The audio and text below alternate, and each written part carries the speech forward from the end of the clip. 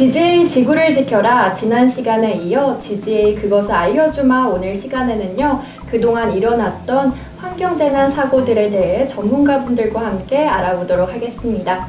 안녕하세요. 저는 GGA 홍수진입니다. 오늘 함께 하실 분들은요 전병성님과 김승배님이십니다.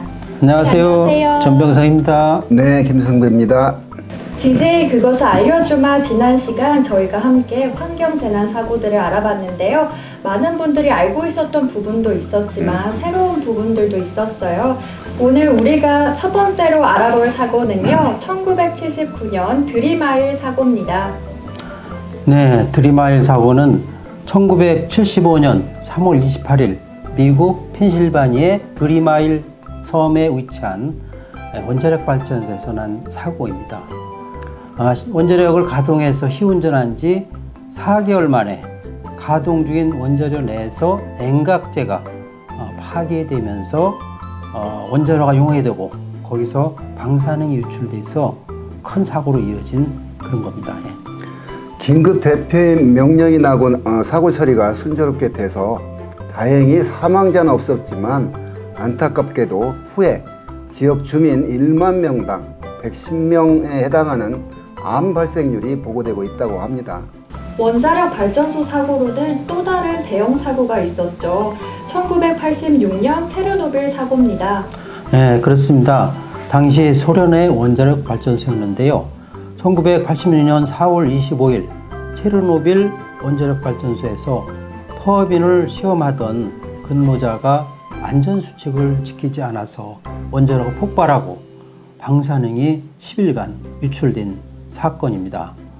이 사건으로 인해서 소련과 인근 유럽 국가까지 많이 방사능 오염이 됐고 기형아 등 그 후유증이 상당히 컸던 원전 사고였습니다. 네, 그때 그 자연 생태계까지 심하게 오염이 되었고 30km 이내에 거주하던 주민 13만 5천여 명이 이주하게 되는 일이 벌어졌습니다. 초기 사망자는 31명에 불과했지만 4년 후에는 후유증으로 300명 정도 사망자가 늘어난 것으로 소련 당국이 발표했습니다. 네, 이 밖에도 갑상선암, 백혈병 등 발병률이 50% 이상 증가하고 유산, 사산, 기형아 발병률도 아주 크게 증가했었습니다. 이 사고로 재산 피해가 150달러 이상이 추정되고 또 90% 정도는 소련 지역에서 그 피해가 생겼고 독일이나 또 이 핀란드, 노르웨이 같은 북구라파까지 피해가 확산된 그런 대형 사고였습니다. 네, 또 인근 국가의 그 채소나 과일, 낙농 제품에서도 방사능이 검출이 되었습니다. 이 방사능 물질은 앞으로 오랫동안 지구상에 잔류하게 될 텐데 이 원자력은 잘 사용하면 큰 도움이 되지만 이렇게 한번 사고가 나면 엄청난 큰 피해가 납니다. 현재 우리는 원전에 많은 에너지를 의지하고 있는 상황인데요. 그럼 두 분은 현재 원전의 안전성에 대해서는 어떻게 생각하실까요? 네, 사실 문명의 혜택이 클수록 또 위험도 커지죠. 자동차가 편리하지만 사고가 많이 발생하고 또 화석연료, 석탄 발전을 해서 전기가 유용하게 쓰이지만 우리 지구 온난화를 유발합니다. 원전도 마찬가지라고 생각합니다. 원전이 방사능이 나오지만 상당히 경제적인 에너지원이죠. 그래서 안전 문제를 확보하는 것이 중요하다고 생각을 합니다. 우리나라 원전은 진도 7.0 이상에도 견디는 상당히 안전적으로 설계가 돼 있다. 그리고 후쿠시마 지진보다 더 강한 지진이 나도 괜찮다라는 전문가의 의견이 있었습니다. 그리고 요새 최근에는 빌 게이츠가 소형 원전, 나트륨 소형 원전 개발을 주장하고 있습니다. 네, 맞습니다. 아까 빌 게이츠 얘기도 했는데 원자력 에너지는 그 어떤 에너지보다도 이제 청정 에너지로 분류가 되는데 다만 안전성 문제 강조해도 지나치지 않습니다. 그 처리 비용과 사고 비용이 큰 건 사실이지만 그게 생기지 않도록 그 관리를 철저히 하면 에너지도 확보하고 안전성도 확보하는 좋은 기술이 될 것 같습니다. 네, 앞으로도 이 원전은 우리 에너지원의 중추 역할을 담당하게 될 텐데요. 무엇보다 관리 감독의 책임이 막중할 것 같습니다. 다음으로 알아볼 사고는 런던 스모그 사고입니다. 네, 영국의 런던은 안개의 도시라고 하죠. 그만큼 스모그가 많이 생기는 도시입니다. 대기가 상당히 정체되는 그런 도시입니다. 영국 런던에서 1952년 12월 5일부터 9일까지 5일간 스모그 현상이 발생했습니다. 이 스모그 현상은 공장에서 나오는 매연, 자동차 배기가스 그런 것들이 결합돼서 런던을 완전히 오염시킨 그런 대기오염 사건입니다. 이 사건으로 인해서 4천여 명이 급성 호흡기 질환으로 사망을 했고 그 후에 사망자가 8천 명까지 늘어나는 그런 큰 사고였습니다. 네, 이 런던 스모그 사고는 유명한 사고인데요. 그 석탄 연소에 따른 연기가 흩어지지 않고 대기 중에 머물면서 이러한 사건이 발생을 했습니다. 이때 영국 기상청이 그 처칠 그때 정권인가요? 거기에 이날 그 대기가 매우 안정됐다. 이런 매연 문제가 심각할 거라고 경고를 했다고 합니다. 그런데 이제 그 처칠 정부가 그걸 간과를 해서 어떤 그 비상 조치를 취하지 않았다고 이제 비판을 받는 이 사건인데요. 우리나라 요즘에도 겨울철에 춥고 찬바람 불면 미세먼지가 흩어지는데 따뜻하고 포근해지면 어김없이 미세먼지가 높아지고 이 런던 스모그처럼 사망자까지는 생기지 않지만 그 미세먼지로 호흡기 질환자 그 합병증이 늘고는 있는 추세입니다. 이렇게 그 공기의 그 어떤 질 문제가 요즘에 대두가 되고 있는데 이 런던 스모그 사고 이후 영국 정부는 환경 문제에 대해서 그 어느 나라보다도 아주 강한 환경에 관련된 법들을 제정해 나가기 시작해서 환경 그 선진국을 이룬 그런 사건입니다. 이때 런던 스모그 사고 때 12,000명의 그 시민들이 사망을 했으니까 얼마나 심각했는지 가늠해 볼 수 있겠습니다. 그럼 18세기 산업혁명이 시작된 영국에서의 석탄 에너지 사용이 현재 지구온난화의 시작이 됐다고도 볼 수 있겠네요. 네, 그렇죠. 지구온난화의 주범이 바로 석탄, 석유 등 화석 연료이기 때문이죠. 그리고 이 런던 스모그와는 좀 다른 그런 스모그 사건이 또 미국에서도 있었죠. 네, 미국 로스앤젤레스 스모그 사고였죠? 네, 그렇습니다. 미국 서해안에 있는 로스앤젤레스에서 1954년 8월, 9월 자동차 배기가스에 의한 스모그 사건이 있었습니다. 여기서는 자동차 배기가스가 질소산화물, 또 오존, 탄화수소 그런 것을 배출하는데 이것들이 태양빛과 반응을 해서 광학 옥시단트라는 걸 만들어냅니다. 이것이 LA 스모그의 원인이 되었죠. 이 LA 스모그로 또 환경적으로 또 인체에도 많은 피해가 발생을 했었습니다. 그래서 런던 스모그는 석탄의 사용, LA 스모그는 자동차 배기가스에 의한 스모그 그런 차이가 있었던 겁니다. 그래서 현재는 자동차 연료에 대해서도 친환경적으로 접근하고 있는데요. 앞으로는 디젤과 가솔린 차는 중단되고 수소나 전기차가 주종이 된다는 말이 있어요. 네, 맞습니다. 우리나라도 친환경 자동차 개발 및 보급 촉진에 관한 법률이 있습니다. 여기서 전기차, 또 하이브리드차, 수소전기차 이런 것을 집중적으로 개발해서 앞으로는 이 친환경차 중심으로 교통체계를 바꾸겠다 그런 것입니다.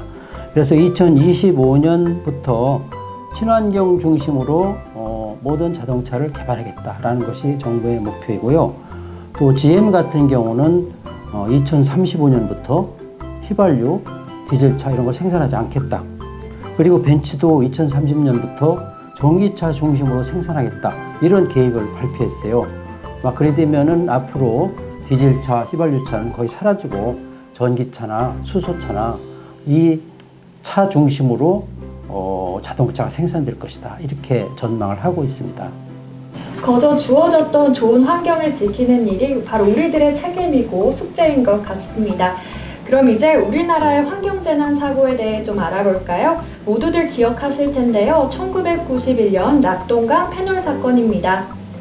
네, 이 사건은 우리나라 대표적인 하천 오염 사건입니다. 1991년 3월에 구미공단에는 두산전자에서 페놀 수지 30톤이 낙동강으로 유출됐습니다. 이 페놀은 냄새가 강하고 또 이게 물속에서 1ppm 이상 농도가 되면은 두통이나 구토 또 바람이 되는 그런 유독성 물질입니다. 그런데 이 페놀이 낙동강을 타고 대구 시민들 수돗물 속에 정수되지 않고 공급이 됐습니다. 그래서 많은 분들이 복통, 구토 여기에 시달리고 또 임산부들은 혹시 기형아 우려로 유산까지 하는 그런 큰 사고가 있었습니다. 이 사고로 인해서 대구 지역, 부산 지역, 구미 지역 많은 분들이 피해를 받고 또 생태계도 많이 훼손이 된 그런 사건입니다. 이 사고를 계기로 해서 환경의 중요성, 물의 중요성 그런 것들을 다시금 깨닫는 계기가 되었고 아마 이 낙동강 페놀 사건이 우리나라 환경 정책을 아주 새롭게 바꾸는 큰 계기가 되었던 사건입니다. 네, 그렇습니다. 이 사건은 폐수를 무단 방류한 대기업의 부도덕성과 수질관리 당국의 태만과 무지의 합작 사건이었습니다. 정부의 합동조사 결과 사건의 직접적인 원인은 두산전자가 90년 11월 이후 페놀 성분이 포함된 폐수를 정화 과정을 거치지 않은 채 낙동강 상류인 옥계천에 무단 방류한 것으로 밝혀졌습니다.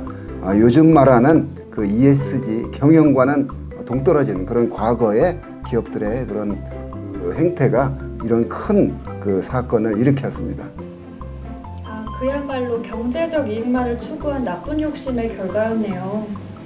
그렇죠. 다행히 이 사건을 계기로 모든 국민들이 환경의 중요성을 인식하고 또 정부는 환경 정책을 강화하고 또 환경 오염에 대해서 철저하게 대응을 하겠다는 그런 인식이 새롭게 된 것은 아주 다행스러운 일이다 이렇게 생각을 합니다. 끝으로 2019년에 있었던 고성 산불에 대해 알아볼까요? 네, 이 사건은 2019년 4월 4일 오후 7시쯤에 고성군 일성콘도 인근 주유소에서 발화가 돼서 고성 일대에 크게 번진 산불이었습니다. 네, 그 식모기를 전후한 이 건조한 시기에 그 태백산맥의 동쪽 지역은 지형적으로 양강지풍이라고 불리는 그런 강한 국지성 바람이 붑니다. 태풍보다도 더 강한 바람이 부는데요. 이때 4월 4일에 초속 35m에 이르는 그 강풍이 불었는데 이때 우연히 전기 개폐기에서 사고가 난 발화가 됐고 그냥 바람이 불지 않았으면 그걸로 끝나는데 강한 바람이 이 불꽃을 산으로 퍼뜨려서 이제 그 큰 산불로 피해가 컸던 이런 사고였습니다. 네, 그 많은 주민들이 대피를 했죠. 그럼에도 불구하고 2명이 사망하고 11명이 부상을 당했습니다.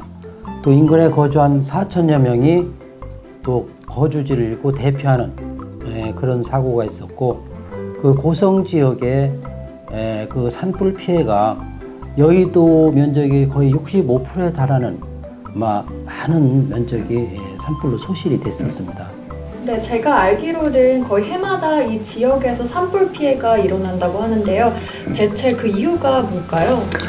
네, 이거는 우리 재난 전문의인 김승배 의원께서 잘 아실 것 같아요. 예. 네, 그렇습니다. 이 지역은 뭐 그 조선 시대의 기록을 보거나 여기에도 나오는데 그 기상학적인 원인이 있습니다. 이쪽에 그 태백산맥이라는 남북으로 상승된 산맥에 그 이때쯤에서 남쪽에 고기압, 북쪽에 저기압이 있으면 그러면서 산 꼭대기에 그 역전층이 형성이 되고 영서지방에서 불어가는 그 찬 공기가 이 압축이 되면서 동쪽 내려갈 때 강한 태풍보다 더 강한 바람이 불게 되거든요.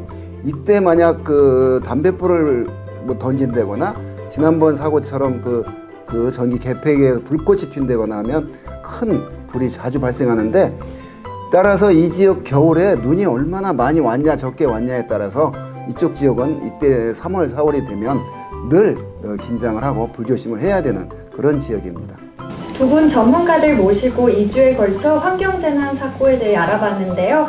너무 마음 아프고 안타까웠던 사건, 사고들이 많았던 것 같습니다. 앞으로는 지구에 다시는 이런 사건, 사고가 일어나지 않도록 우리 GJ가 지구를 잘 지켜줘야 할 것 같습니다. 네, 2주 동안 함께 해주신 전명선님, 김승배님께 진심으로 감사드립니다. 네, 고맙습니다. 저는 지구를 위한 더 유익한 내용으로 다시 찾아뵙겠습니다. 지금까지 GJ 홍수지였습니다. GJ 지구를 지켜라는 매주 목요일 오후 4시에 업로드됩니다. 좋아요, 구독 꼭꼭 눌러주세요.